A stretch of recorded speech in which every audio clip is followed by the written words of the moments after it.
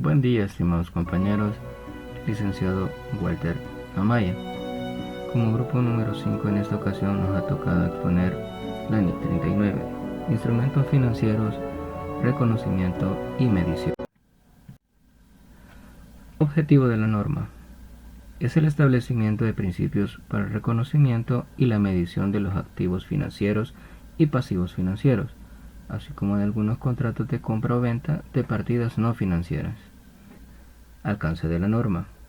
Esta norma se aplicará por todas las entidades a todos los instrumentos financieros excepto participaciones en filiales asociadas y negocios conjuntos, derechos y obligaciones, contratos de arrendamiento, derechos y obligaciones por planes de pensiones, contratos de seguros, instrumentos de capital emitidos por la propia entidad, contratos de garantía financiera, contratos contingentes en combinaciones de negocios, así como compromisos de préstamos que no se liquiden por netos. Principales definiciones. Un compromiso en firme es un acuerdo vinculante para intercambiar una determinada cantidad de recursos a un precio determinado, en una fecha o fechas futuras especificadas. Una transacción prevista es una operación futura anticipada pero no comprometida.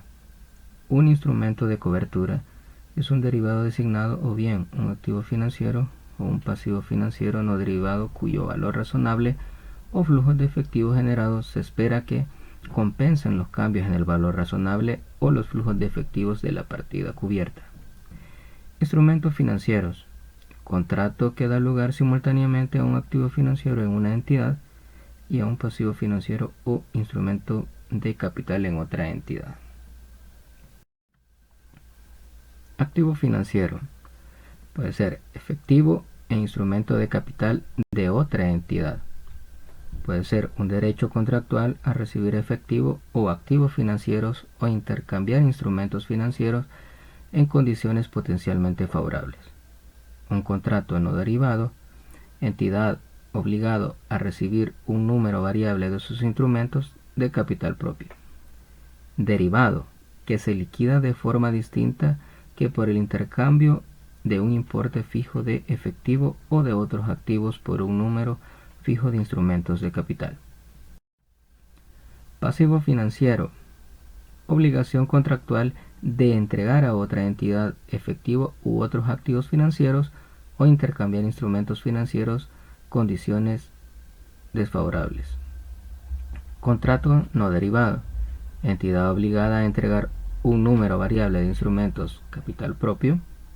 Y por último, derivado que se liquida de forma distinta que por intercambio, importe fijo de efectivo u otro activo por un número fijo de instrumentos de capital propio. Instrumento de capital es cualquier documento o título referido a un contrato que muestra una participación en el capital contable de una empresa. Cuando hablamos del valor razonable, nos estamos refiriendo al importe a que se puede intercambiar un activo o cancelar una obligación entre partes interesadas y debidamente informadas, que realizan la transacción en condiciones de independencia mutua. Coste amortizado. El coste amortizado de un instrumento financiero es el importe al que inicialmente fue valorado un activo financiero o un pasivo financiero, menos los reembolsos del principal que se hubieran producido, más o menos según proceda la parte imputada en la cuenta de pérdidas y ganancias. Reconocimiento inicial de activos y pasivos. Reconocimiento. Cuando la entidad sea parte obligada, según cláusulas contractuales del instrumento. Valoración. Valor razonable de contrapartida entregada o recibida salvo otro que refleje mejor valor razonable. Costes de transacción son todos aquellos en los cuales se incurren para realizar un intercambio económico. Partidas cubiertas. Una partida cubierta puede ser un activo o un pasivo reconocido, un compromiso en firme no reconocido, una transacción prevista altamente probable, o una inversión neta en un negocio en el extranjero. Por otra parte, la partida cubierta puede ser A. Un único activo o pasivo con permiso firme, transacción prevista, altamente probable o inversión neta en un negocio en el extranjero. B. Un grupo de activos pasivos, compromisos firmes, transacciones previstas, altamente probables o inversiones netas en negocios extranjeros con similares características de riesgo. O C. En una cartera que cubre el riesgo de tasa de interés, una porción de la cartera de activos financieros o pasivos financieros que compartan el riesgo que está cubierto. La contabilidad de las coberturas, según lo podemos encontrar en el párrafo 86, las relaciones de cobertura son tres. Cobertura de valor razonable, la cual se refiere que son cobertura de la exposición de cambios en el valor razonable de activos o pasivos o de compromisos en firme no reconocidos. Cobertura de flujo de efectivo. Cobertura de la exposición a la variación de flujo de efectivo que se atribuye a un riesgo particular asociado o a un activo o pasivo reconocido. Y por último, cobertura de la inversión neta en un negocio en el extranjero. Es en una de las afiliadas, sucursales o negocios conjuntos cuyas actividades se llevan en una moneda diferente a la de la entidad que informa. Requisitos de la contabilidad de aperturas.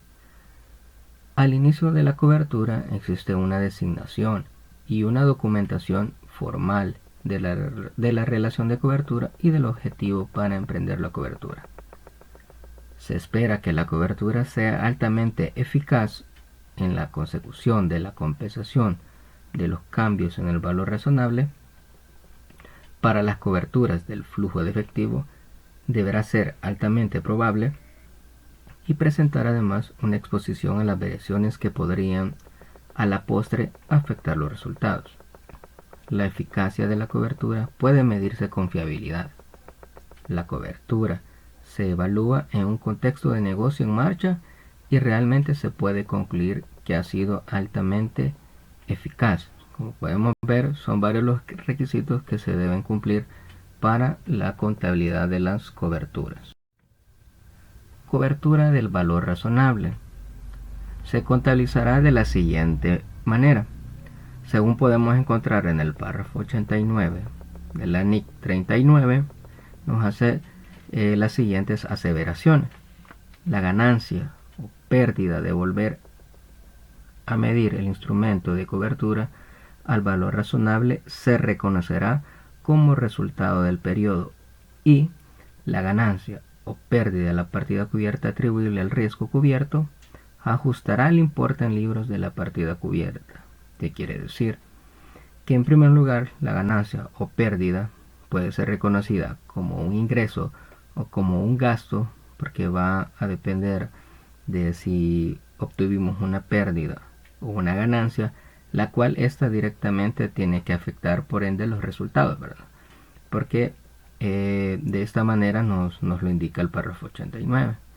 Y también dice que la ganancia o pérdida de la partida cubierta atribuible al riesgo cubierto ajustará el importe en libros, que también, ¿qué quiere decir? Aparte de que tenemos que reconocer ya sea una pérdida o una ganancia, o sea un resultado, también tenemos que ajustar el instrumento financiero, ya sea por un mayor valor o un menor valor.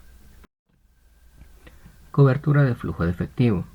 Se contabilizan de la siguiente forma. Según el párrafo 95 de la NIC 39, nos dice lo siguiente. La parte de la ganancia o pérdida del instrumento de cobertura que se determina que es una cobertura eficaz se reconocerá en otro resultado integral y la parte ineficaz, ganancia o pérdida del instrumento de cobertura, se reconocerá en el resultado del periodo. Como pueden ver, la cobertura de flujo de efectivo es más que todo como a la inversa de lo que estábamos viendo en el párrafo 89 de la NIC 39, en la cual anteriormente afectamos de una sola vez cuentas de resultados y también modificábamos lo que es el valor del instrumento financiero, pero por este lado de una vez reconocemos lo que es parte del resultado integral.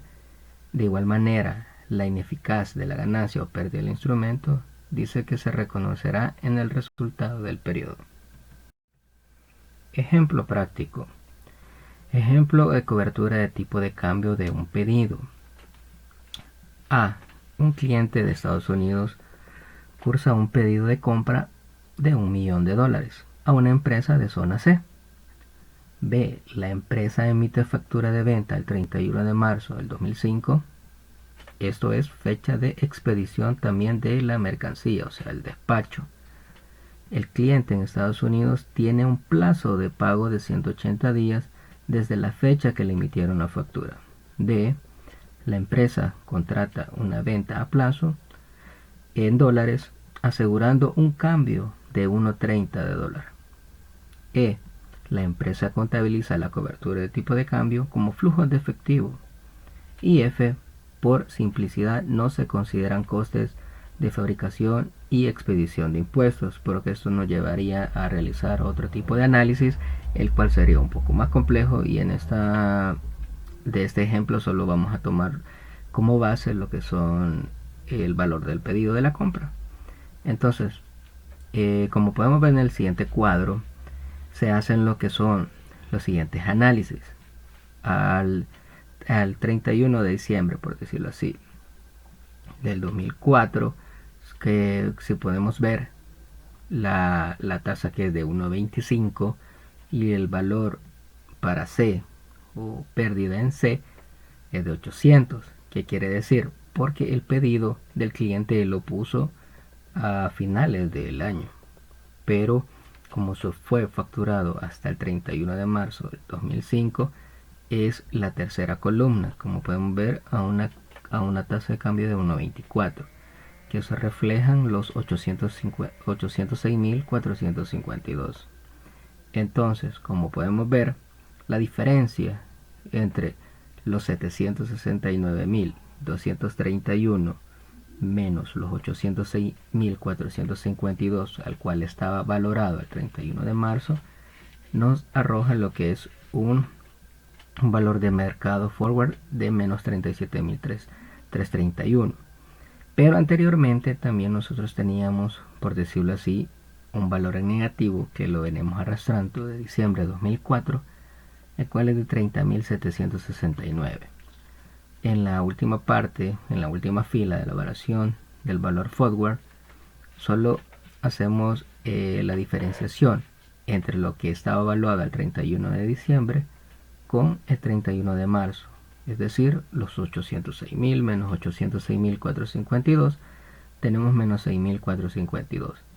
Luego evaluamos al segundo trimestre, que es al 30 de junio, podemos notar que el tipo de cambio está a 1.27, es decir, con su conversión sería 787.492. La pérdida o ganancia de la diferencial cambiario en este caso fue de menos 19.050, es decir, obtenemos una pérdida. ¿Por qué? Porque al hacer la diferencia entre los 769.231 que esperamos recibir menos 787.402, entonces estamos obteniendo una pérdida. De igual manera, en lo que son los valores de mercado forward y variación de valor forward, también como podemos notar, tenemos también unas variaciones en positivo y negativo, porque estas son las con las que se van a ir afectando y se van a ir ajustando lo que son el instrumento financiero. Y finalmente, el 30 de septiembre del 2005, es decir, la fecha en la que se va a cobrar la factura, el tipo de cambio está a 1.35, es decir, 5 centavos por arriba del cambio asegurado, 740.741, pero no quiere decir que porque estaba a 1.35 ya estamos obteniendo de entrada una ganancia, porque si se fijan que si lo habíamos valuado a 1.30, que son 769.231, siempre hay una diferencia. Entonces, siempre va a haber una pérdida de diferencial cambiario y también una variación de pérdida. Pero el valor de mercado forward en este aspecto va a ser positivo, porque si nos pagan la factura con ese tipo de cambio, nos tendrían que dar solo 740.000, pero nosotros hemos asegurado 769.000, perdón. Lo que quiere decir que el valor de mercado forward sería positivo. Acá, como podemos ver en este tabla número 2 del ejercicio que estamos viendo, podemos ver cómo se ha ido generando la contabilización del tipo de cambio. Si pueden ver las cuentas de resultados, podemos ver ventas, diferencial de cambio y lo que se ha derivado del forward. Como pueden ver, siempre se ha ido ajustando para que al cierre de cada trimestre queden los 769.231. Por último, el ejemplo 2, que es modificación sustancial de una deuda, nos habla que una entidad emite 1 millón en deuda a 5 años con un cupón anual del 6%. ¿Qué quiere decir el cupón anual? Que él debe pagar el 6% de 1 millón, es decir, $60.000 las cuotas anuales. Dice que también los costos ascienden a 20.780.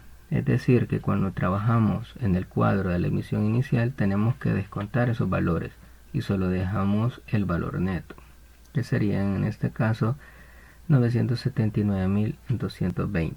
Y dice que la tasa de interés de retorno efectiva es del 6.5%. Al final del año 2 nos dice que esta entidad le tiene dificultades financieras futuras, por lo cual negocia las condiciones de la emisión y amplía el plazo de amortización, que pasa a 10 años frente a los 5 iniciales, pero tiene que pagar en esta ocasión el 8% del cupón anual. ¿Qué quiere decir? Estamos hablando de siempre multiplicar el millón por el 8% y vamos a obtener las cuotas anuales, que son en este caso de 80.000. Bueno, esto sería todo por el momento y muchas gracias por su atención, compañeros. Espero que les haya servido de un poco de su ayuda.